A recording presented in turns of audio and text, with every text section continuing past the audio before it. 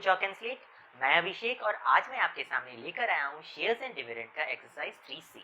इससे पहले वीडियोस में हमने देखा था एक्सरसाइज 3A एंड 3B, जो कि बहुत ही इंपॉर्टेंट था, जिसमें 3A में हमने बहुत ही डेप्थ में शेयर्स एंड डिविडेंड के कॉन्सेप्ट्स को समझा था, शेयर मार्केट को समझा था और बहुत सारे रिलेटेड टर्म्स को जाना था। स्टॉक एक्सचेंज, स्टॉक मार्केट कैसे काम करता है, कंपनी फॉर्म ऑफ बिजनेस क्या है, बहुत कुछ सीखा था। तो जिसने भी 3A को नहीं देखा है वो प्लीज़ उस वीडियो को देखो, क्योंकि वो बहुत इंपॉर्टेंट है, वो इस चैप्टर का बेस है। 3B को भी बहुत ज़रूर देखो, क्योंकि उसमें हमने बहुत सारे various types of important pattern के सम किए थे। अब हम बढ़ते हैं एक्सरसाइज 3C की तरफ। तो चलो बिना टाइम को वेस्ट करते हुए 3C का पहले सम पर जाते हैं। उससे पहले मैं बस ये रिक्वेस्ट करना चाहूँगा कि प्लीज़ जाकर आप लोग सब्सक्राइब कर दो चैनल को, बेल आइकन को प्रेस कर दो, क्योंकि हम हर एक सब्जेक्ट पे इंपॉर्टेंट वीडियोस लेकर आने वाले हैं। हमारा नेक्स्ट टारगेट फिजिक्स और बायोलॉजी और केमिस्ट्री और वेरियस टाइप्स ऑफ सब्जेक्ट्स है। आप अगर अपडेटेड रहना चाहते हो और डेली नॉलेजेबल थिंग्स सीखना चाहते हो तो इस चैनल को प्लीज़ सब्सक्राइब कर दो। चलो तो यहाँ पे बोल रहा है क्वेश्चन नंबर 1 में, बाय इन्वेस्टिंग ₹45,000 इन 10% ₹100 शेयर। तो जो इंसान है उसका टोटल इन्वेस्टमेंट कितना है? तो उसका टोटल इन्वेस्टमेंट है ₹45,000। उसने किस टाइप का शेयर खरीदा है? तो ₹100 शेयर, मतलब ऐसा शेयर जिसका फेस वैल्यू या फिर नॉमिनल वैल्यू ₹100 है। 10% ₹100 शेयर मैंने पिछले एक्सरसाइज में भी बताया है कि 10% ₹100 शेयर का मतलब है ऐसा शेयर जो 10% का डिविडेंड रिटर्न देता हो। तो यानी डिविडेंड का परसेंट हो गया आपका 10%। बता रहा है वो इंसान जो था उसका नाम शरद है। शरद गेट्स ₹3000 एज डिविडेंड, मतलब उसको टोटल डिविडेंड इन मनी कितना मिला वो भी बता दिया है। उसको टोटल डिविडेंड मिला है ₹3000 का। ठीक है, अब बता रहा है find the market value of each share, यानी market value of each share पूछा है। तो देखो हमारे पास टोटल इन्वेस्टमेंट तो दिया हुआ है। अगर टोटल इन्वेस्टमेंट को ही, यानी कि टोटल उसने कितना खर्चा किया शेयर्स को खरीदने में, अगर हम टोटल इन्वेस्टमेंट को नंबर ऑफ शेयर से डिवाइड दे दे तो market value of each share आ जाएगा। अब नंबर ऑफ शेयर कहाँ से निकाले? तो नंबर ऑफ शेयर को भी निकालने के लिए आपको एक बहुत अच्छा सा हिंट इन्होंने दे दिया है। आपको डिविडेंड परसेंट भी दे दिया है, नॉमिनल वैल्यू भी दे दिया है। वहां से आप डिविडेंड ऑन पर शेयर निकाल लो, टोटल डिविडेंड से डिवाइड कर दो तो नंबर ऑफ शेयर निकल जाएगा। इन फॉर्मूलाज को हमने फर्स्ट एक्सरसाइज में ही पढ़ा था। तो चलो, किसी को भी कोई दिक्कत है तो प्लीज उस वीडियो को जाकर देखो। तो चलो हम लोग नंबर ऑफ शेयर्स कैसे निकालेंगे? नंबर ऑफ शेयर्स को निकालने के लिए हम लोग टोटल डिविडेंड को डिवाइड कर देंगे डिविडेंड फ्रॉम 1 शेयर से। अब डिविडेंड फ्रॉम 1 शेयर कितना होगा? तो डिविडेंड 1 शेयर का निकालने के लिए 10% ऑफ 100 निकाल दो, यानी सीधा सीधी वो ₹10 है। और हम लोग ये भी जानते हैं कि डिविडेंड हमेशा नॉमिनल वैल्यू पे निकलता है। चलो अब नंबर ऑफ शेयर निकाल दो, 3000 डिवाइडेड बाय 10, यानी उसने 300 शेयर्स खरीदे। अब उसके market value of each share क्या हो जाएगा? जब उसने पर टोटल 300 शेयर खरीदे और टोटल शेयर को खरीदने में उसका खर्चा पड़ा 45,000। जैसे मैंने टोटल 10 पेंसिल खरीदा और 10 पेंसिल को खरीदने में मेरा कॉस्ट पड़ा 50 रुपीज, यानी कि मेरा पर पेंसिल 5 रुपए का पड़ा। सेम है, यहाँ पे आपका टोटल इन्वेस्टमेंट पड़ा 45,000 और टोटल नंबर ऑफ शेयर्स है 300, तो एक शेयर पे पड़ा ₹150। बहुत ही सिंपल सा सम था। अगर आप लोगों ने एक्सरसाइज ए और बी देखा होगा तो ये मुझे बताने का जरूरत था भी नहीं, बट क्योंकि ये first some of the exercise था इसलिए मैंने बताया। अब हम करेंगे क्वेश्चन नंबर 2। क्वेश्चन नंबर 2 काफी इंपॉर्टेंट है, इसे ध्यान से समझना। क्वेश्चन नंबर 2 में बोला है Mrs Kulkarni invest 1,31,040 rupees in buying ₹100 share. तो मिसेस कुलकर्णी ने टोटल खर्चा कितना किया? तो टोटल खर्चा किया 1,31,040 रुपीज। तो मिसेस कुलकर्णी का टोटल इन्वेस्टमेंट निकाल दो।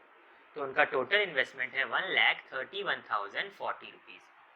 और कैसे शेयर को खरीदा? जिसका नॉमिनल वैल्यू है ₹100। उन्होंने ₹100 वाले शेयर को खरीदा, पर वो शेयर उन्हें ₹100 में नहीं मिला, 9% के डिस्काउंट पे ही मिल गया। यानी कितने पे मिल गया? यही निकाल देते हैं, 100 माइनस 9% ऑफ 100, यानी कि 91 रुपीज में उन्हें शेयर मिल गया।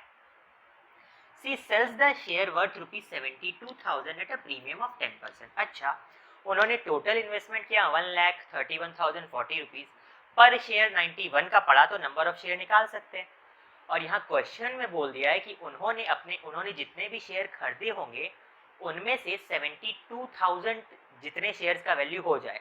अब 1 शेयर का हो, 2 शेयर का हो, 50 शेयर का हो या 1000 शेयर का हो, जितने शेयर्स का भी वैल्यू मिला के 72,000 है, मतलब ऐसे शेयर जिनका वर्थ 72,000 हो जाए, उन सारे शेयर को उन्होंने 10% के प्रीमियम में बेच दिया और बचे हुए शेयर को 5% के डिस्काउंट में बेच दिया। तो 10% के प्रीमियम में बेचकर और 5% के डिस्काउंट में बेचकर उन्हें जो टोटल पैसे मिले होंगे और उन्होंने जो टोटल खर्चा किया होगा खरीदने के लिए, दोनों का डिफरेंस से हमें प्रॉफिट या लॉस निकालना है, और शायद उसका बस प्रॉफिट और लॉस ही निकालना है, परसेंट भी नहीं निकालना है। तो देखो कैसे करेंगे।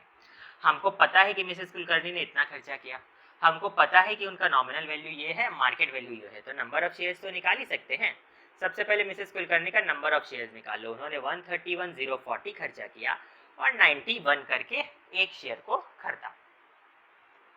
तो यहाँ से अगर हम लोग कट करते हैं तो कितनी बार में जाएगा, यहाँ पे काट दो, 7 से 13 बार में गया, और यहाँ पे भी काट दो 7 से, तो आपका 18720 आ गया।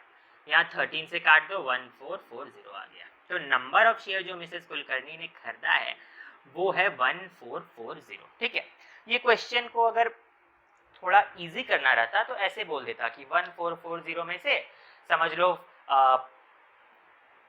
800 शेयर को उसने प्रीमियम में बेचा और बचे हुए शेयर को डिस्काउंट में बेचा, तो बताओ उन्होंने ओवरऑल प्रॉफिट कमाया कि लॉस कमाया। वो उस समय थोड़ा सा इजी हो जाता। अभी बस इसी बात को थोड़ा सा बदल दिया है। अभी क्या बोल दिया है, इन्होंने उतने सारे शेयर्स जिनका वर्थ मिला के 72,000 हो जाए, उन सारे शेयर्स को इन्होंने क्या बोलते हैं, प्रीमियम में बेचा। तो चलो निकालते हैं number of shares whose worth is 72,000। तो कैसे शेयर्स का वर्थ 72,000 होगा, आप ध्यान से सुनो। कुछ बच्चे सोचेंगे कि मार्केट वैल्यू ऑफ शेयर तो 91 है, तो हम लोग 72,000 को 91 से डिवाइड कर देते हैं, क्योंकि मिसेस कुलकर्णी ने तो शेयर्स को मार्केट वैल्यू दे के ही खरीदा है, तो मिसेस कुलकर्णी के हिसाब से तो जो शेयर्स का वर्थ है वो 91 है। बट नहीं, शेयर का वर्थ हमेशा उसके नॉमिनल वैल्यू से देखा जाता है। अगर आपको कभी भी क्वेश्चन है बोल दे कि कितने नंबर ऑफ शेयर्स होंगे जिनका वर्थ है 5000, ऐसा कुछ बोल दे, तो आपको उस 5000 को नॉमिनल वैल्यू से डिवाइड दे देना है, तो नंबर ऑफ शेयर निकल जाएंगे जिनका वर्थ मिला के 5000 हुआ। वैसे ही यहाँ पे कितने शेयर्स है जिनका वर्थ मिला के 72,000 हुआ, तो 72,000 को 100 से डिवाइड दो। भले ही मिसेस कुलकर्णी ने उसे 91 में खरीदा, बट शेयर्स का वर्थ उसके नॉमिनल वैल्यू पे देखा जाएगा। तो यहाँ पे 0 कट गया, यानी उन्होंने 720 शेयर खरीदा। ठीक है, मतलब सॉरी 720 शेयर को बेचा प्रीमियम में। ठीक है, तो शेयर्स पहले लिख देता हूँ यहाँ पे, सोल्ड एट प्रीमियम कितने थे, वो थे 720। ठीक है, और टोटल शेयर कितने थे 1440, तो कितने शेयर डिस्काउंट में बिके, तो शेयर्स सोल्ड एट डिस्काउंट हो जाएगा आपका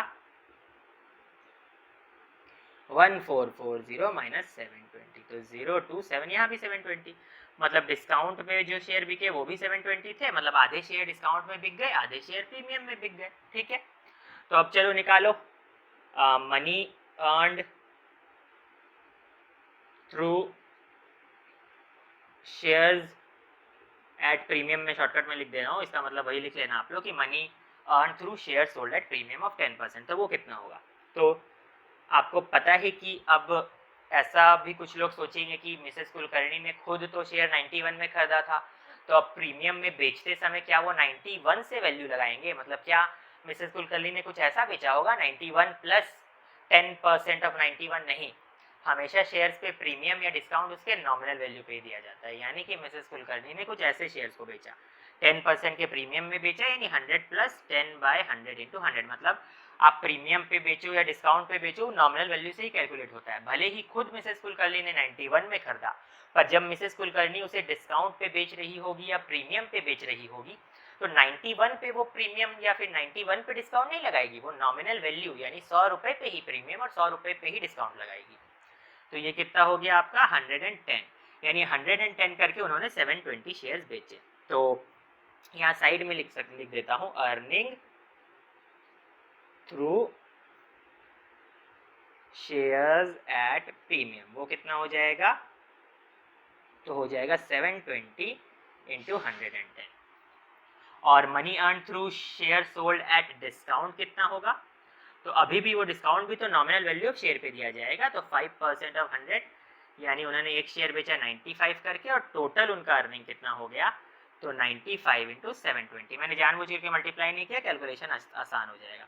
तो 95 इंटू 720, तो उसका टोटल अर्निंग अगर हम लोग निकालने जाए, टोटल अर्निंग तो 720 इंटू 110 कमाया प्रीमियम पे बेच के, 720 इंटू 95 कमाया डिस्काउंट पे बेच के, तो कमाया कितना 720 इंटू 100 प्लस 95, इसे कॉमन ले लिया 720 को 110 इधर, तो 720 इंटू 50205, तो इतना उनका कमाई हुआ मिसेस कुलकर्णी का जब उन्होंने शेयर्स को, थोड़े शेयर्स को प्रीमियम पे और थोड़े शेयर्स को डिस्काउंट पे बेचा। अब जरा इसे मल्टीप्लाई कर दो, 720 इंटू 205 कितना हो जाएगा, जल्दी से करो, 10 यहाँ पे 35 36, यहाँ पे 000, यहाँ पे आया आपका 0414, तो 006714760 147600, ये था मिसेस कुलकर्णी का अर्निंग। और मिसेस कुलकर्णी ने इन्वेस्टमेंट कितना किया था, तो इतना रुपया इन्वेस्ट किया था, तो ज़रा उसका इन्वेस्टमेंट को माइनस कर दो ताकि हम लोग निकाल सके कि उन्होंने कितने का प्रॉफिट कमाया, क्योंकि उनका अर्निंग इन्वेस्टमेंट से ज़्यादा है तो प्रॉफिट ही हुआ है। तो 06 कटा 5, यहाँ पे हो गया 6, यहाँ 1 और ये, तो वो ₹16,560 का मिसेस कुलकर्णी ने प्रॉफिट कमाया। तो देखो हमारा क्वेश्चन नंबर 3, क्वेश्चन नंबर 3 में क्या बोला है कि a man invest a certain some of money on buying 15% ₹100 share. तो आपका डिविडेंड कितना दे दिया, ये मैंने पहले ही सिखा दिया है कि कैसे लैंग्वेज को पकड़ना है। बाइंग 15% ₹100 शेयर, मतलब ऐसा शेयर जो डिविडेंड 15% देता हो और जिसका नॉमिनल वैल्यू ₹100 हो, ठीक है। आगे बोला है इस शेयर्स को मैन ने कैसे खरीदा, तो एट 20% प्रीमियम, यानी कि मैन का मार्केट वैल्यू अगर निकाल दे तो 100 प्लस 20% ऑफ 100, यानी कि बोल सकते हैं ₹120 is his market value. Find his income from 1 share. अब हम लोगों को इनकम फ्रॉम 1 शेयर निकालना है। अरे ये तो मैंने पहले एक्सरसाइजेज में भी बताया है कि इनकम फ्रॉम 1 शेयर क्या होता है, उस पर आने वाला डिविडेंड। तो बहुत इजी है, यहाँ पे 15% ऑफ 100 रुपीज, यानी एक शेयर पे वो 15 रुपए कमाता है। ये मैं थोड़ा फास्ट कर रहा हूँ। The number of share bought to have an income from dividend 6480। तो अब सीधा सा बात है, वो एक शेयर पे 15 रुपए कमा रहा है, पर टोटल अगर उसका इनकम 6480 है, यानी उसने नंबर ऑफ शेयर कितना खरीदा, ये भी मैंने पहले कराया है, total dividend bye dividend from 1 share. तो ये 5 से कट करो 3 बार में, 5 से कट करो 1 इधर हुआ, यहाँ 2 हुआ, इधर 9 हुआ, इधर 6 हुआ, 3 से कट करो 4 हुआ और यहाँ पे 3 हुआ 2, तो 432 शेयर्स उसमें खरीदे और सम इन्वेस्टेड। तो सीधा सा बात है, एक शेयर 120 का खरीदा और टोटल 432 शेयर खरीदा, तो इस क्वेश्चन में कोई दम ही नहीं था। 432 इंटू 120, ये आप सब कर लोगे, ये मुझे पूरा भरोसा है। क्वेश्चन नंबर 4 की तरफ बढ़ते हैं। क्वेश्चन नंबर 4 बहुत इंपॉर्टेंट है, इसे ध्यान से सुनना। क्वेश्चन नंबर 4 में क्या बोला है, Gagan invested 80% of his saving in 10% ₹100 share at 20% premium and rest of his saving in 20% ₹50 share at 20% discount। पहले इतना दूर तक समझते हैं। गगन के पास कुछ पैसे थे, अब उस कुछ पैसों का 80% हिस्सा से उसने एक टाइप ऑफ शेयर खरीदा और बचा हुआ, यानी कि अब 80% से एक टाइप ऑफ शेयर खरीद लिया तो बचा है 20%। तो चलो उसको थोड़ा देखते हैं कि गगन के पास कुछ पैसे थे, उसका 80% हिस्सों से उसने 1 टाइप ऑफ शेयर खरीदा और बचा हुआ यानी 20% हिस्सों से उसने सेकेंड टाइप ऑफ शेयर खरीदा। जो उसने फर्स्ट टाइप ऑफ शेयर खरीदा वो किस टाइप का शेयर था, तो बोल दिया है 80% of his saving in 10% ₹100 share. तो पहला टाइप का जो शेयर था वो ₹100 वाला शेयर था और 10% ₹100 शेयर था, मतलब उस पर डिविडेंड जो मिल रहा था वो 10% था। और साथ ही साथ वो शेयर उसने कैसे खरीदा, तो एट 20% प्रीमियम, यानी 100 के नॉमिनल वैल्यू वाले शेयर को 120 पे खरीदा, क्योंकि 100 पे 20% का प्रीमियम था। यानी डायरेक्ट लिख सकते हैं कि मार्केट वैल्यू जो सेकंड टाइप ऑफ शेयर का था 120। आई थिंक इतना अब आप लोग पकड़ लोगे। आप लोग फर्स्ट एक्सरसाइज सेकंड एक्सरसाइज कर चुके हो, तो नॉमिनल वैल्यू दिया है, प्रीमियम परसेंट दिया, तो मार्केट वैल्यू में डायरेक्ट लिख दो, उतना आप समझ सकते हो। नेक्स्ट, अब 80% हिस्से को तो इस टाइप के शेयर में लगा दिया, बचा 20% हिस्सा को उसने कैसे टाइप ऑफ शेयर में लगाया, तो 20%, मतलब ऐसा शेयर जिसका डिविडेंड था 20%, जिसका नॉमिनल वैल्यू था ₹50, और उस शेयर को उसने खरीदा एट डिस्काउंट ऑफ 20%, यानी 50 रुपीज से कम में खरीदा, यानी कि उसने 40 रुपए पे ही खरीद लिया। ठीक है, अब बोल रहा है कि if his income from the shares is 5600, तो उसका जो फर्स्ट टाइप ऑफ शेयर था जो कि ये था, और उसका जो सेकेंड टाइप ऑफ शेयर था जो कि ये था, दोनों से ही उसे क्या मिल रहा था? डिविडेंड मिल रहा था। तो इससे उसे कुछ डिविडेंड मिला होगा, समझ लो ये था, और इससे भी उसे कुछ डिविडेंड मिला होगा, समझ लो ये था। इन दोनों को मिलाकर उसका अर्निंग कितना हुआ? 5600। ठीक है, दोनों टाइप ऑफ डिविडेंड को मिलाकर उसका अर्निंग हुआ 5600। अब क्वेश्चन में पूछ रहा है कि हिज इन्वेस्टमेंट इन शेयर्स, मतलब उसने ईच टाइप ऑफ शेयर पे कितना कितना इन्वेस्टमेंट किया। Number of share of first kind he bought, मतलब पहला काइंड ऑफ शेयर उसने कितना सारा खरीदा, मतलब जो पहला वाला शेयर था वो कितना नंबर ऑफ शेयर्स खरीदा फर्स्ट काइंड का। और थर्ड, ओवरऑल जो उसने ये किया ट्रांजैक्शन, उस पर उसको कितना का रिटर्न परसेंट मिला। रिटर्न परसेंट मतलब रिटर्न बाय इन्वेस्टमेंट इनटू 100, और we can say total income by investment into 100, और we can also say total dividend by investment into 100। चलो अब इसको बनाते हैं। तो इन्फॉर्मेशन तो मैंने यहाँ लिख ही रखा है, ज़रा इसे साइड में बस लिख दूँ। यहाँ पे लिखता हूँ फर्स्ट, और फर्स्ट काइंड ऑफ शेयर के लिए आपका नॉमिनल वैल्यू है 100, मार्केट वैल्यू है 120, और डिविडेंड है 10%। ठीक है, और यहीं पे मैं लिख देता हूँ सेकेंड, जिसका नॉमिनल वैल्यू है 50, डिविडेंड है आपका, डिविडेंड कितना है इस पे?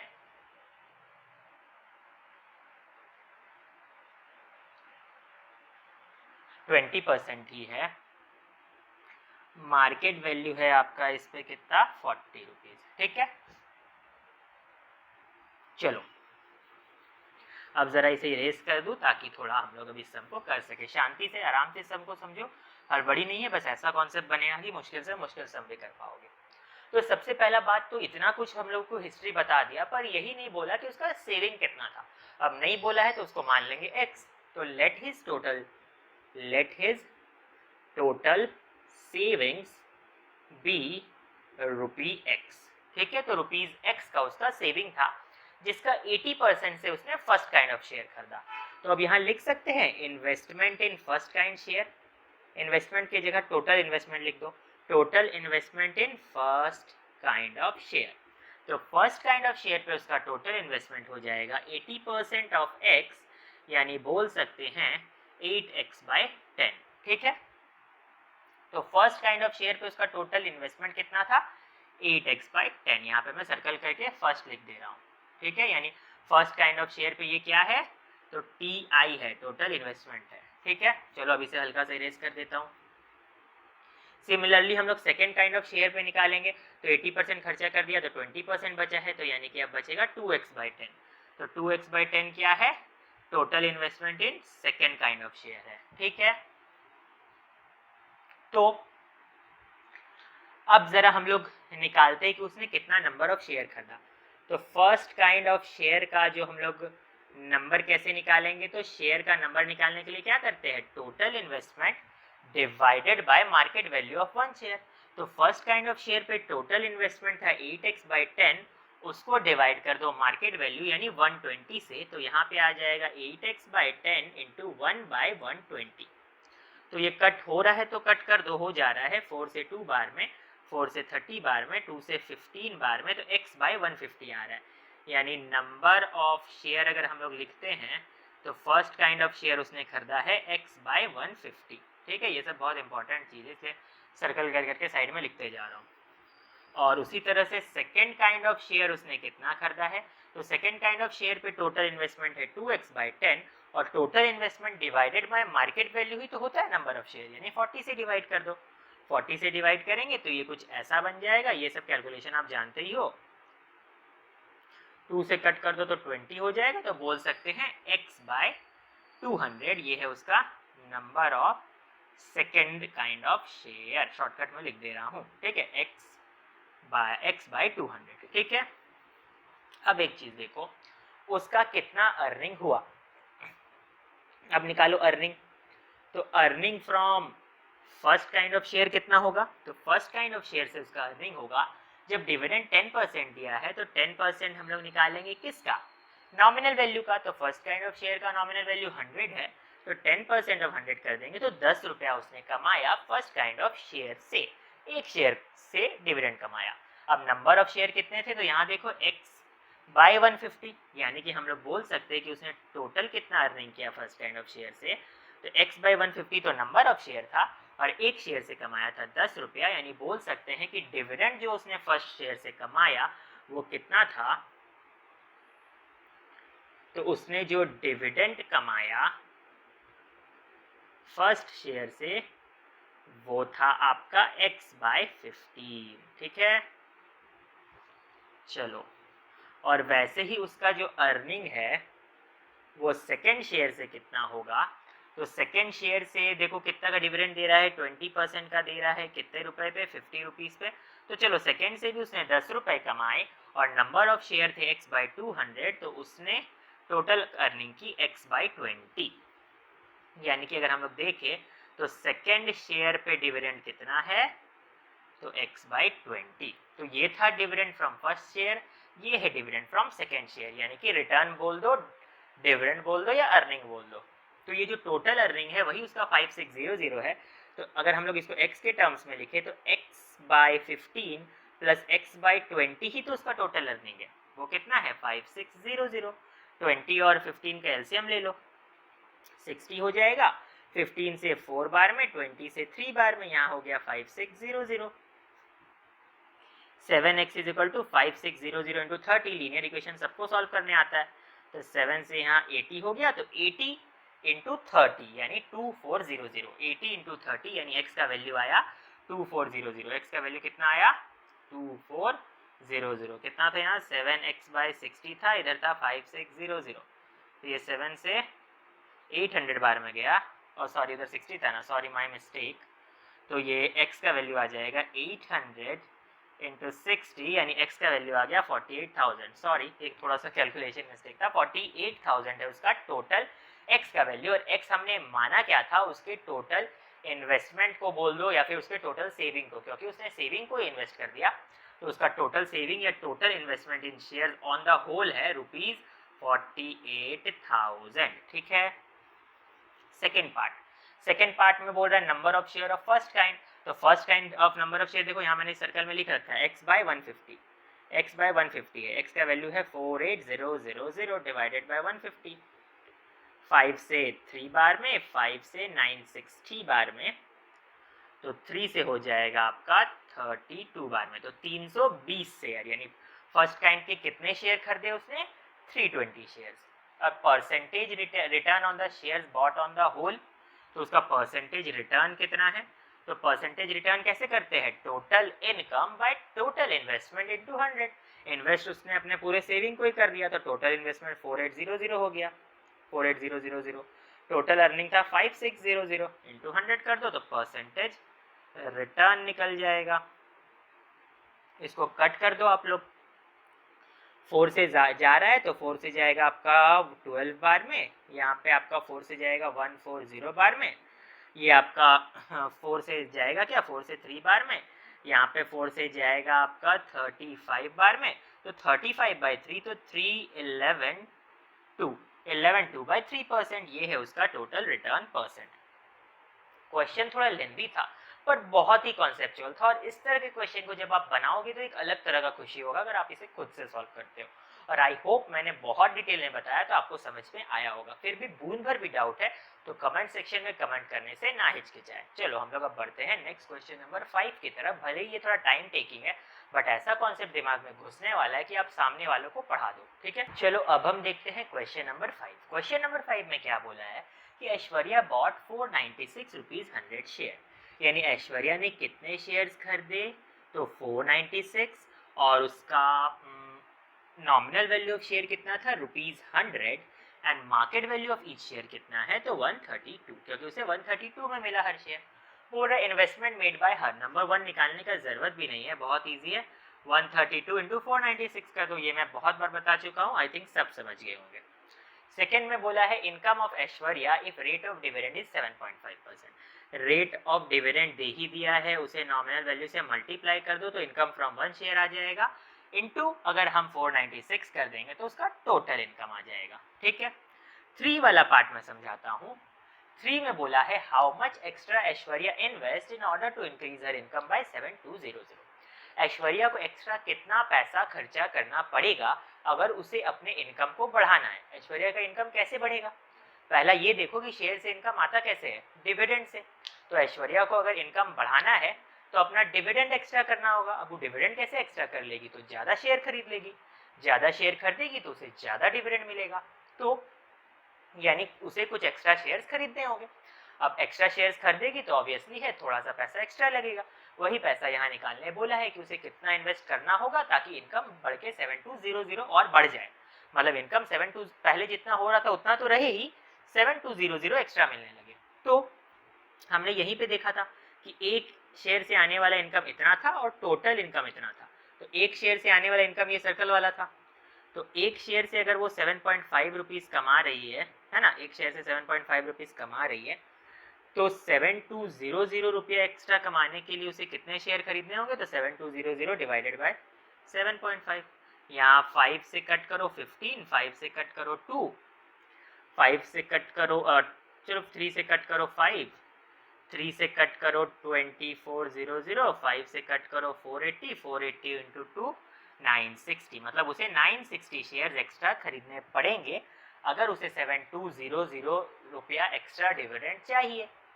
अब इतने शेयर को फ्री में थोड़ी मिलेगा, उसको खरीदना पड़ेगा मार्केट वैल्यू देके, तो बस 960 इंटू 132 ही उसका इन्वेस्टमेंट होगा एक्स्ट्रा।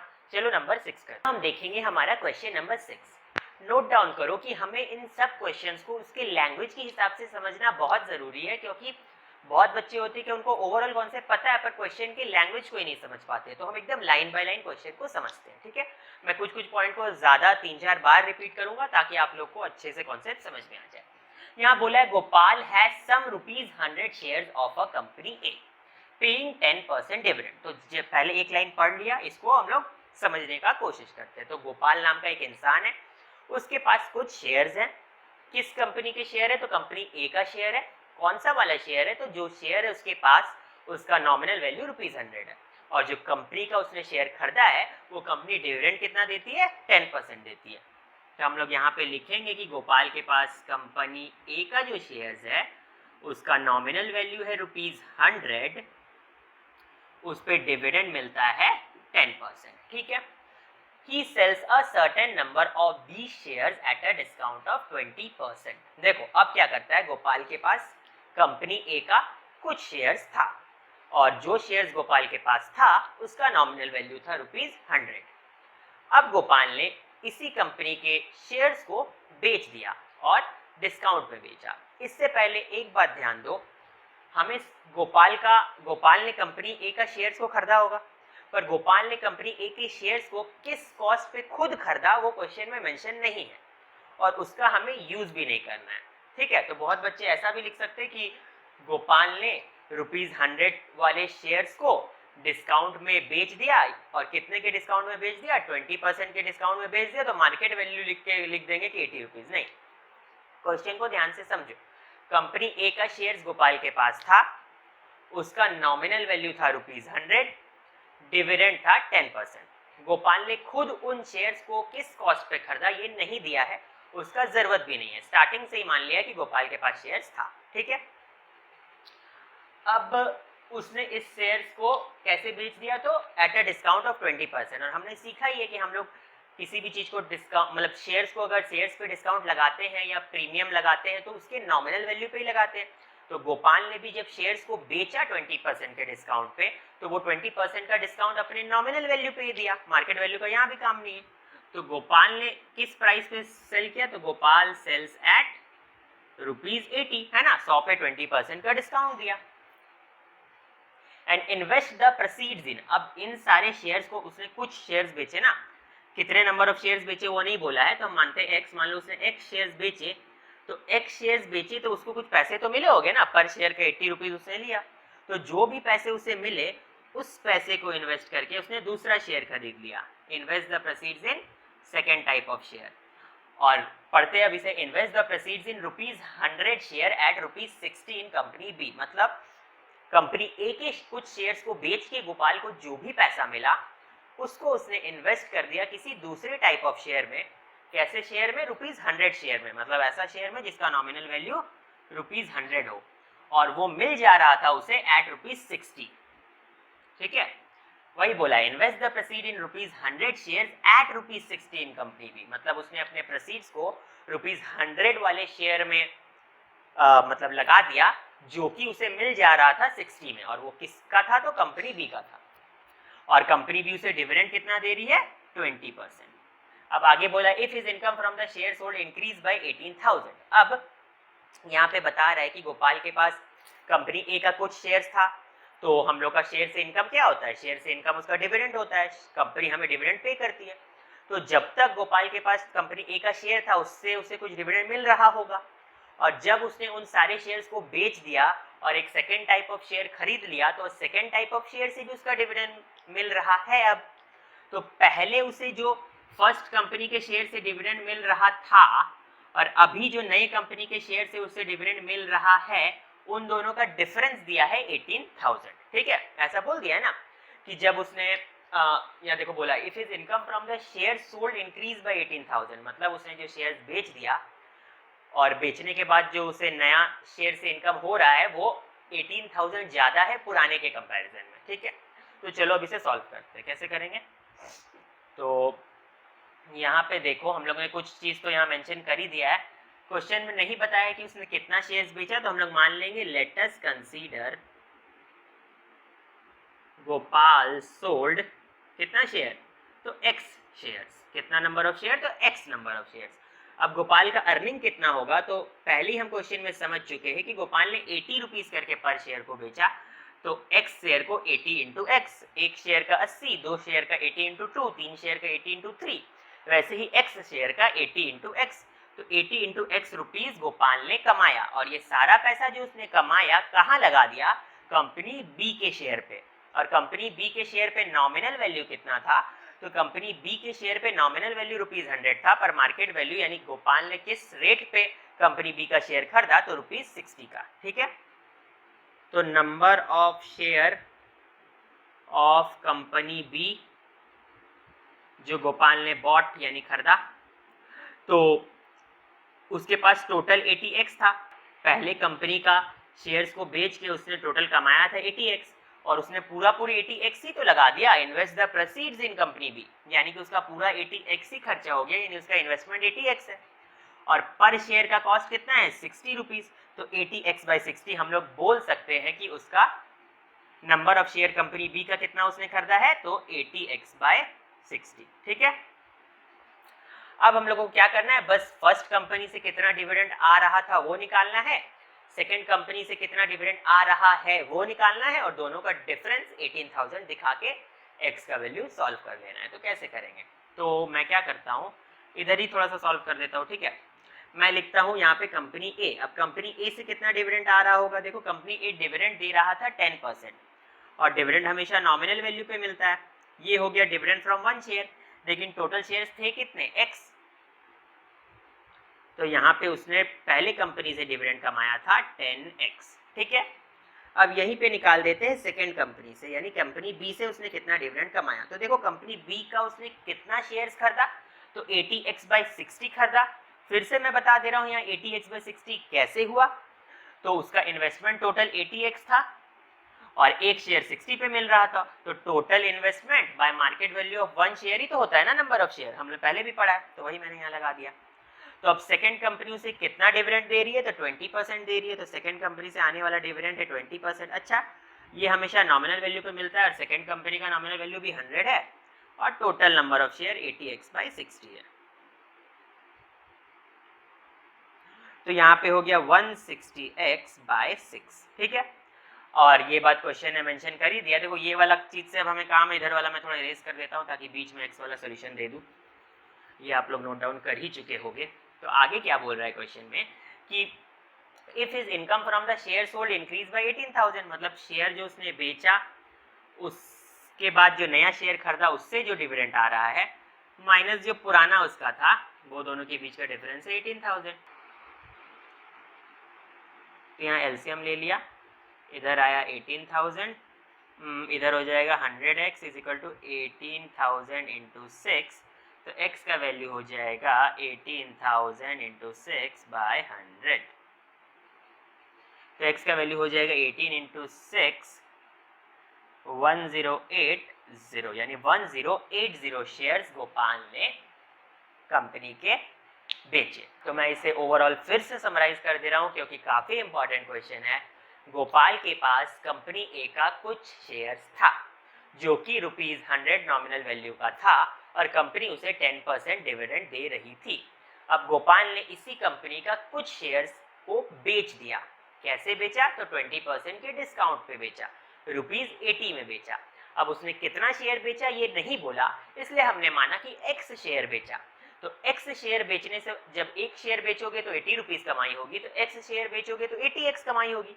तो इसलिए हमने माना था कि गोपाल की कमाई शेयर को बेचने से 80x हुई, पर उसने इस कमाई को इन्वेस्ट कर दिया नए टाइप ऑफ शेयर में जो कि कंपनी बी का था, और नया टाइप ऑफ शेयर का नॉमिनल वैल्यू ₹100 जरूर था, लेकिन उसे मिल जा रहा था मार्केट वैल्यू ₹60 में, और दूसरी कंपनी यानी कंपनी बी उसे 20% का डिविडेंड दे रही थी। तो कंपनी बी का वो कितना शेयर खरीद पाया होगा, तो ये निकालने के लिए total investment by market value करते हैं। टोटल इन्वेस्टमेंट 80x था और मार्केट वैल्यू 60 था, तो वहां से डिवाइड करके हमने उसने कितने number of share company B के खरीदे थे वो निकाला। क्वेश्चन में मेंशन कर दिया था कि जो if his income from the share sold increase by 18,000, shares को बेचने के वजह से उसका इनकम 18,000 बढ़ गया। बेचने के वजह से इनकम क्यों बढ़ गया? क्योंकि बेच के जब उसने नया टाइप ऑफ शेयर खरीदा तो उससे जो डिविडेंड मिल रहा था वो पुराना शेयर्स के कंपैरिजन में ज्यादा था। तो वही हमने किया, फर्स्ट शेयर से मिल रहा डिविडेंड निकाला, सेकेंड शेयर से मिल रहा डिविडेंड निकाला और दोनों का डिफरेंस 18,000 लगा दिया। तो यही था हमारा लाइन बाय लाइन एक्सप्लेनेशन। अब देखो हमारा क्वेश्चन नंबर 7 क्या है। क्वेश्चन नंबर 7 में बोला है a man invest a certain sum of money in 6% ₹100 share at a premium of ₹12। तो बिल्कुल लाइन बाय लाइन क्वेश्चन को समझो कि किसी इंसान ने कुछ पैसा लगाया, किसमें लगाया? तो कोई एक ऐसे शेयर में लगाया जो कि ₹100 का था। इन 6% ₹100 शेयर मतलब उससे मिलने वाला डिविडेंड 6% था, और एट अ प्रीमियम ऑफ ₹12 मतलब वो शेयर एक्चुअली में मिल रहा था 12 रुपए के प्रीमियम में, यानी 112 रुपीज में।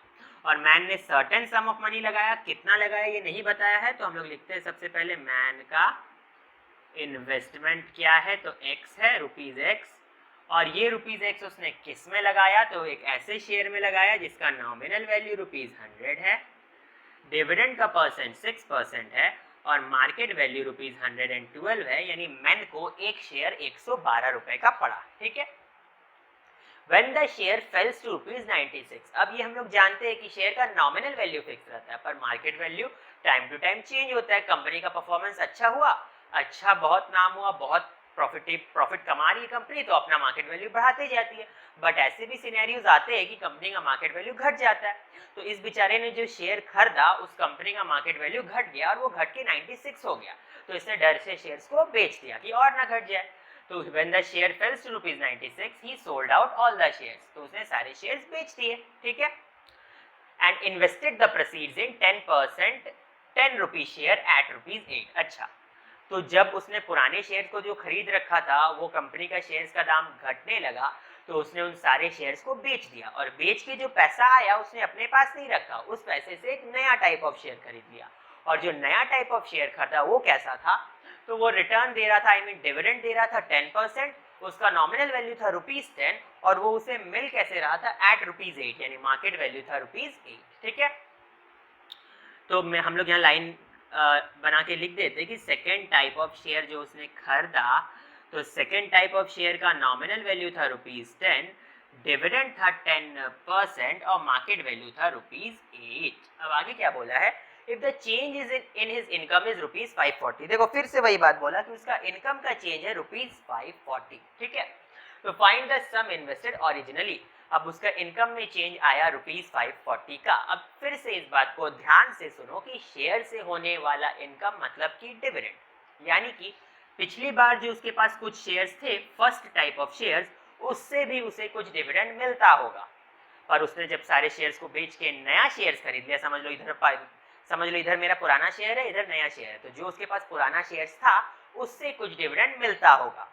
अब इसने ये सारे शेयर्स को बेच के पैसे कमाए और उन सारे पैसे को इन्वेस्ट करके नया टाइप ऑफ शेयर खरीद लिया। अब इन नए टाइप ऑफ शेयर से भी डिविडेंड मिल रहा है, तो जो पहले डिविडेंड मिलता होगा और जो अभी डिविडेंड मिल रहा है, दोनों के बीच का डिफरेंस है 540। ठीक है, तो वही बोल रहा है सम इन्वेस्टेड ओरिजिनली क्या था। तो हमने लिखा कि मैन इन्वेस्टेड ₹X। अब सीधा सीधी फर्स्ट काइंड ऑफ शेयर को पहले निकालो। तो फर्स्ट के केस में जब उसका टोटल इन्वेस्टमेंट ₹X है और एक शेयर का दाम पड़ रहा है 112, तो उसने टोटल शेयर कितना खरीदा? तो फर्स्ट काइंड ऑफ शेयर का नंबर ऑफ शेयर कितना हो जाएगा? नंबर ऑफ शेयर हो जाएगा ₹X बाय 112। क्यों? क्योंकि total investment by market value यही होता है। अच्छा, तो फर्स्ट केस में उसका डिविडेंड कितना हो जाएगा? फर्स्ट केस में डिविडेंड भी निकाल के रख दो। तो डिविडेंड हो जाएगा, फर्स्ट केस में उसको मिल रहा था 6% का डिविडेंड ₹100 पे और नंबर ऑफ शेयर था X बाय 112, तो उसका डिविडेंड हो गया कुछ 6X बाय 112। तो यहाँ पे लिख देते हैं इसी जगह पे कि डिविडेंड है 6X बाय 112। चलो हो गया। हाँ, तो आगे अब एक चीज और देखते हैं कि फर्स्ट काइंड ऑफ शेयर्स का जब दाम कम हो गया तो उसने तो शेयर्स को बेच दिया। तो अब उसका इनकम कितना हुआ शेयर्स को बेचने से? इनकम या अर्निंग बोलता हूं, अर्निंग उसका कितना हुआ आफ्टर सेलिंग? तो अर्निंग हुआ उसका 96 रुपया एक शेयर पे हुआ, पर उसने सारे शेयर्स बेचे थे और उसके पास शेयर्स कितने थे? X बाय 112, तो उसका अर्निंग हुआ 96 इंटू X बाय 112। ठीक है, ये कट हो रहा है तो थोड़ा सिंप्लीफाइड कर दो, अगर होता है तो 8 से होगा क्या? होगा, 8 से हो जाएगा 12 बार में, 8 से हो जाएगा ये वाला 14 बार में, ये 2 से हो जाएगा 6 बार में, 2 से हो जाएगा 7 बार में, तो 6X बाय 7 यानी 6X बाय 7 रुपीज उसने पुराने टाइप ऑफ शेयर्स को बेचकर कमाया। पर ये 6X बाय 7 रुपीज उसने अपने पास नहीं रखा, उस जो उसे मिला था उसे इन्वेस्ट कर दिया सेकेंड टाइप ऑफ शेयर में। यानी कि हम सीधा सीधी बोल सकते हैं कि सेकेंड टाइप ऑफ शेयर को उसने पूरा 6X बाय 7 रुपीज लगा के खरीदा, या सेकेंड टाइप ऑफ शेयर पे इन्वेस्टमेंट था 6X बाय 7। ठीक है, तो इन्वेस्टमेंट था 6X बाय 7। अब लिखते हैं कि नंबर ऑफ शेयर उसने सेकेंड टाइप के कितने खरीदे। तो अब ये तो हम लोग इजिली निकाल सकते हैं कि सेकेंड टाइप ऑफ शेयर उसने कितने खरीद पाए। तो सेकेंड टाइप ऑफ शेयर, तो सेकेंड टाइप ऑफ शेयर पे उसने टोटल इन्वेस्टमेंट किया 6X बाय 7 और हर शेयर का दाम पड़ रहा था ₹8, तो total investment divided by market value तो करते हैं, तो वही किया, total investment divided by market value, है ना।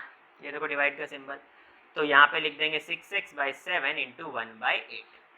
अगर इसको सिंप्लीफाइड कर दे तो यहाँ पे हम लोग लिख सकते हैं कि यहाँ पे नंबर ऑफ शेयर कितना खरीद पाया वो सेकेंड टाइप ऑफ, तो 2 से 3, 2 से 4, तो 3X बाय 28 इतना शेयर वो सेकेंड टाइप ऑफ खरीद पाया। ठीक है, अब सेकेंड टाइप ऑफ शेयर पे उसका डिविडेंड कितना होगा? तो डिविडेंड उसे मिल रहा है 10%, तो 10% of ₹10 into number of share यानी 3X बाय 28 तो गया, यानी वो 3X बाय 28 ही डिविडेंड भी कमा पाया, 3X बाय 28। ठीक है, अब क्या बोला है? If the change in his income, उसके इनकम में कितने का बदलाव आया? 540 रुपीज का बदलाव आया। ठीक है, तो देखो पुराने केस में डिविडेंड कितना था? 6X by 112। फर्स्ट केस में डिविडेंड कितना है? 3X bye 28। अब ये पिछले वाले से मिलने वाला डिविडेंड ज्यादा है कि सेकेंड वाले से मिलने वाला डिविडेंड ज्यादा है, ये हमें पता नहीं, तो वो देख लेते हैं। वो हम लोग कैसे करते हैं यार, हम लोग पढ़े थे अगर न्यूमरेटर सेम हो तो जिसका डिनोमिनेटर छोटा वही बड़ा, तो न्यूमरेटर को सेम करने की कोशिश करते हैं। पहले ये है फर्स्ट केस से मिलने वाला डिविडेंड, ये है सेकेंड केस से मिलने वाला डिविडेंड, बाकी सबको इरेज कर देता हूँ जो आसपास लिखा हुआ है। ठीक है, चलो, तो अब मैं यहाँ पे इंटू 2 कर देता हूँ, तो ये 6X बाय 56 हो गया। अब देखो दोनों का न्यूमरेटर सेम हो गया तो डिनोमिनेटर इसका छोटा यानी यही बड़ा, यानी सेकंड केस से मिलने वाला डिविडेंड ज़्यादा है। तो सेकंड केस से जो उसे मिल रहा है डिविडेंड माइनस फर्स्ट केस से जो मिल रहा है डिविडेंड, उस दोनों का अंतर ही तो 540 है, क्योंकि चेंज इन हिज इनकम ही तो 540 है ना। इसे थोड़ा ऊपर ही लिख देता हूँ ताकि थोड़ा कैलकुलेशन भी हो जाए। 6x/56 minus 6x/112 is equals to 540। बस अब आप कर लो, 56 इंटू 2 ही होता है तो 112 ले लो एलसीएम, यहाँ हो जाएगा 12x minus 6x is equal to 540, इधर हो जाएगा 6x is equal to 540 bye 112, ये 112 को उधर भेज दिया तो इधर जाके मल्टीप्लाई हो जाएगा, ये x को इधर रखा, ये नीचे जाके डिवाइड में हो गया तो 6 इधर से हो गया 90, है ना। अब 9 2 ज़ा 18 कैरी 1 आपका 9 1 ज़ा 9 कैरी 1 10 और कैरी 1 ये 10 10080 है ना। तो इतने रुपीज उसने इन्वेस्ट किया 10080। बहुत सिंपल सम था। अब हम लोग करेंगे क्वेश्चन नंबर 8। क्वेश्चन नंबर 8 में क्या बोला है कि mister Gupta has choice to invest in ₹10 share of 2 firms. मतलब मिस्टर गुप्ता के पास एक चॉइस है कि वो दो में से किसी भी एक फर्म में इन्वेस्ट करे।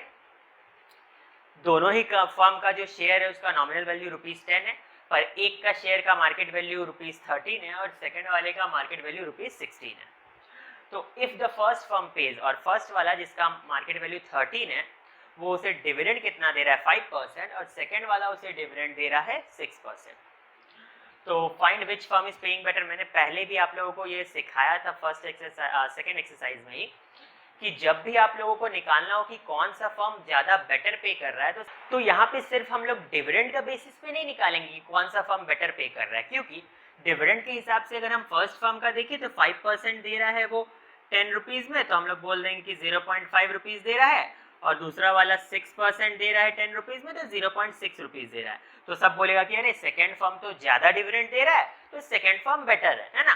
पर यहाँ पे ध्यान दो कि फर्स्ट फर्म का शेयर्स को खरीदने में भी ₹13 लग रहा है, पर सेकेंड फर्म के शेयर्स को खरीदने में कितना रुपीज का इन्वेस्टमेंट हो रहा है, ₹16 का, है ना। तो देखो इन्वेस्टमेंट में कितना अंतर आ गया, ₹3 का आया, है ना। पर शेयर पे इन्वेस्टमेंट पे कितना अंतर आया, ₹3 का, और पर शेयर पे डिविडेंड का कितना अंतर आया, सिर्फ ₹0.1 का, यानी बोल सकते हैं 10 पैसे का। तो सोचो दोनों के ही हम लोग जो इन्वेस्टमेंट लगा रहे हैं दोनों शेयर्स को खरीदने में, ये वाला शेयर इस वाले शेयर से 3 रुपीज कम में मिल रहा है ना, और ये वाला शेयर 3 रुपीज ज्यादा में मिल रहा है, और दोनों में से इसमें डिविडेंड कोई ज्यादा खास नहीं मिल रहा है, सिर्फ 0.10 पैसा ही ज्यादा मिल रहा है ना।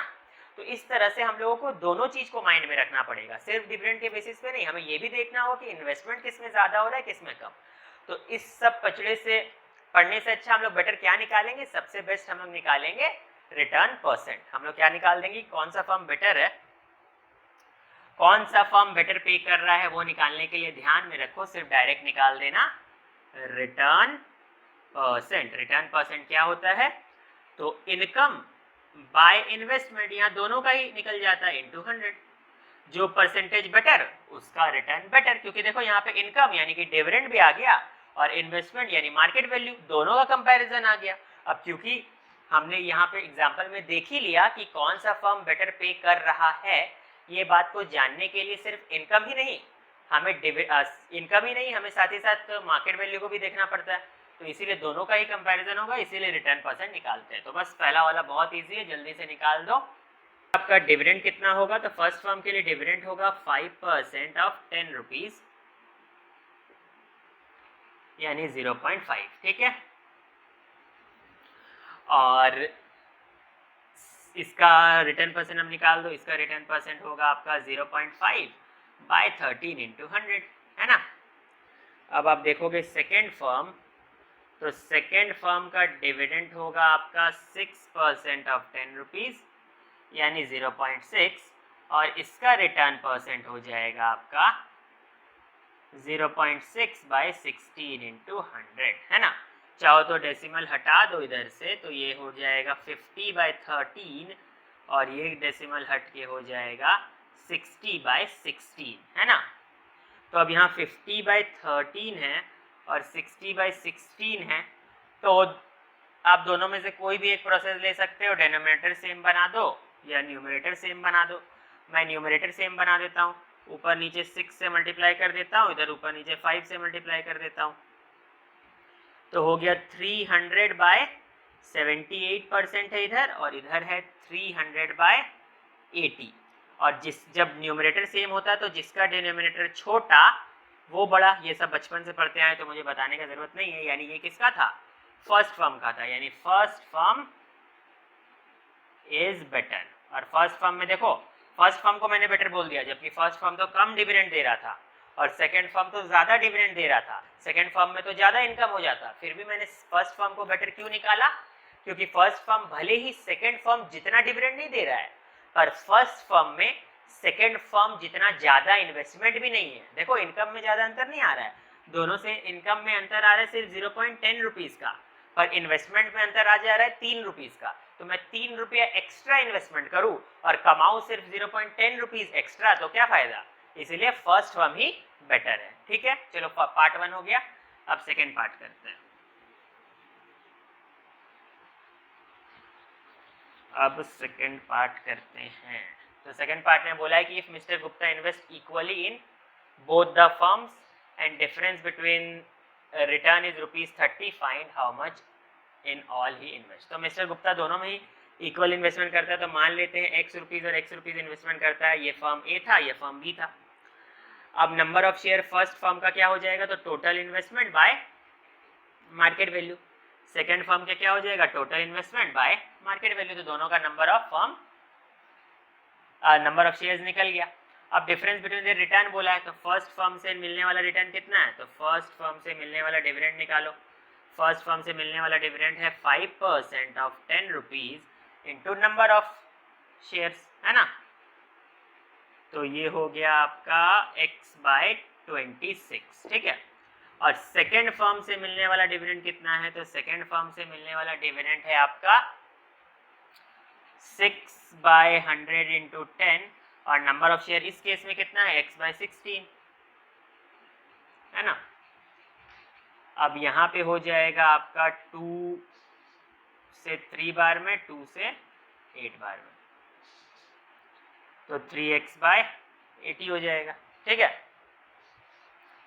तो यहाँ पे हो गया, ये था फर्स्ट फर्म से आने वाला डिविडेंड, ये था सेकेंड फर्म से आने वाला डिविडेंड। देखो हमें बोला गया है कि फर्स्ट फर्म से आने वाले जो रिटर्न है और सेकेंड फर्म से जो आने वाली रिटर्न है उसके बीच का डिफरेंस है 30 रुपीज। तो फर्स्ट फर्म से मिल रहा है x/26 और सेकेंड फर्म से मिल रहा है 3x/80, तो दोनों से आने वाला जो रिटर्न है उसका डिफरेंस है ₹30।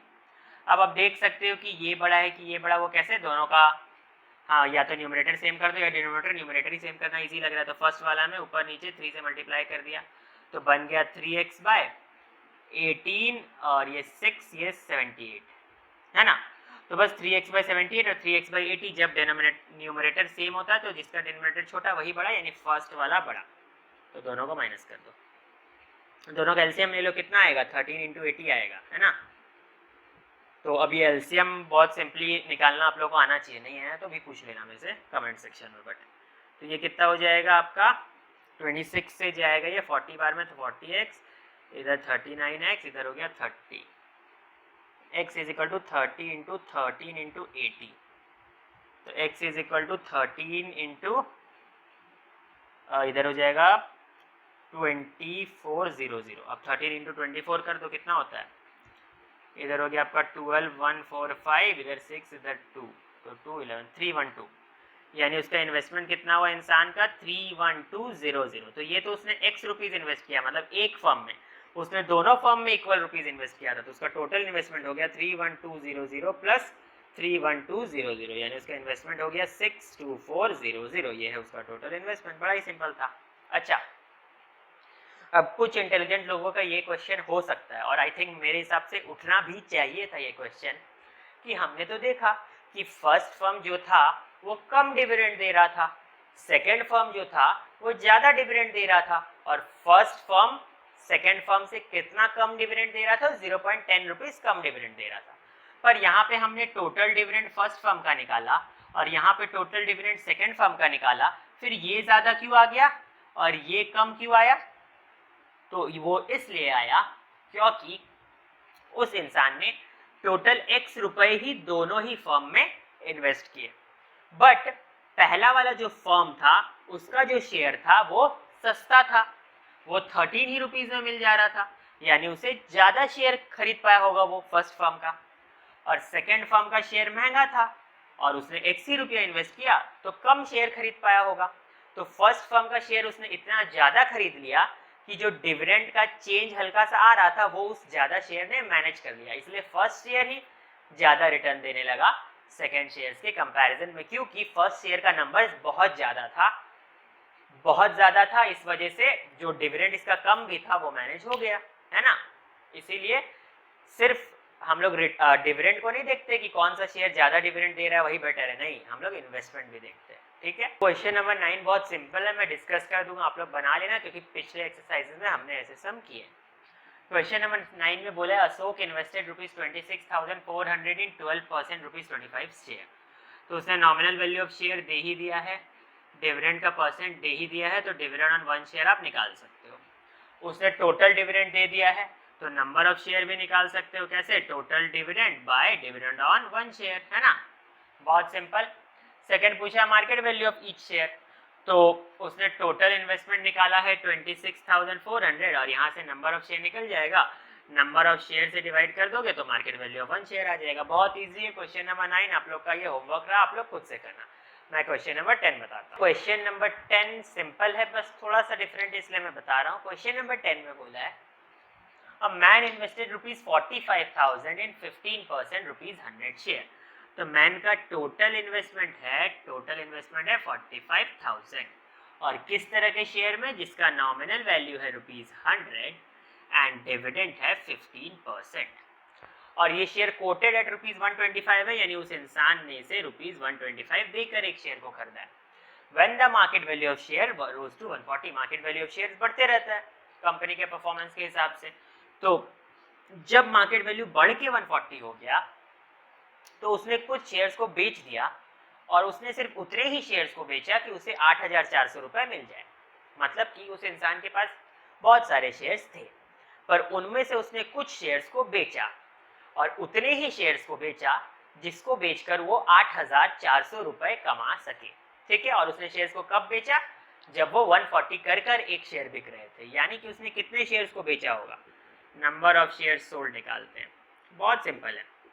उसे कमाना था 8,400 रुपए और एक शेयर 140 करके बिक रहा था, यानी उसने कितने शेयर्स बेचे, उसने बेचे आपके 60 शेयर्स, ठीक है। तो हम लोग यहाँ लिख सकते हैं शेयर्स सोल्ड है ₹60, ठीक है। अच्छा, तो अब निकालते हैं इनिशियली उसके पास कितने शेयर्स थे, ये भी बहुत इजीली निकल जाएगा। 45,000 उसका टोटल इन्वेस्टमेंट था और एक शेयर पे उसने 125 इन्वेस्ट किया, तो नंबर ऑफ शेयर निकाल ही सकते हैं। तो 525 जा 59,000 आ गया इधर, 55 जा इधर आ गया, 51 जा 5 48,000, फिर 5 से कट करो, 53 जा 15 360। तो इनिशियली उसके पास थे टोटल शेयर 360, जिसमें से 60 शेयर्स उसने बेच दिए। तो अब बोल रहा है number of share he still hold, तो 360 में से 60 माइनस कर दो, उसके पास 300 शेयर है। The dividend due to him on the remaining shares, तो डिविडेंड निकाल दो भाई, डिविडेंड कितने बचे हैं, तो डिविडेंड मिल कितना रहा है, 15% मिल रहा है, 100 रुपीज पे मिल रहा है 15%, और टोटल 300 शेयर बचे हुए हैं, तो बस निकाल दो कितना डिविडेंड मिलेगा उसको, 4500 उसको डिविडेंड मिलेगा। बस बहुत सिंपल था। यहाँ पे हम क्वेश्चन नंबर 10 तक एंड करेंगे। हम अपने नेक्स्ट आने वाली वीडियो में 11 से 20 को देखेंगे, बिकॉज वीडियो कभी कभी बहुत लंबा हो जाता है, तो स्टूडेंट्स का कहना होता है कि बहुत लंबे लंबे वीडियोज़ हैं। और हाँ, प्लीज़ आप लोग चैनल को सब्सक्राइब कर दो, वीडियो को लाइक करो और ज़्यादा से ज़्यादा शेयर करो, क्योंकि ये बहुत अच्छा कंटेंट है। हमने बहुत डेप्थ में एक छोटे छोटे बारीकी तक को बताया है ताकि सबका कॉन्सेप्ट क्लियर हो सके। अच्छी चीज़ों को भी प्लीज़ थोड़ा प्रमोट किया करो। आप लोग 15-30 सेकेंड के वो रील्स को तुरंत हार्ट दे देते हो, तो इस मेहनत वाले वीडियो को जो आपको काम भी दे रहा है, इसे सब्सक्राइब करने में, चैनल को सब्सक्राइब करने में, वीडियो को शेयर करने में आई थिंक कंजूसी नहीं करनी चाहिए। तो वीडियो को ज़्यादा से ज़्यादा शेयर करो, अपने दोस्तों को भी रेफ़र करो ताकि सबको हेल्प मिल पाए, ठीक है। चलो बाय, टेक केयर।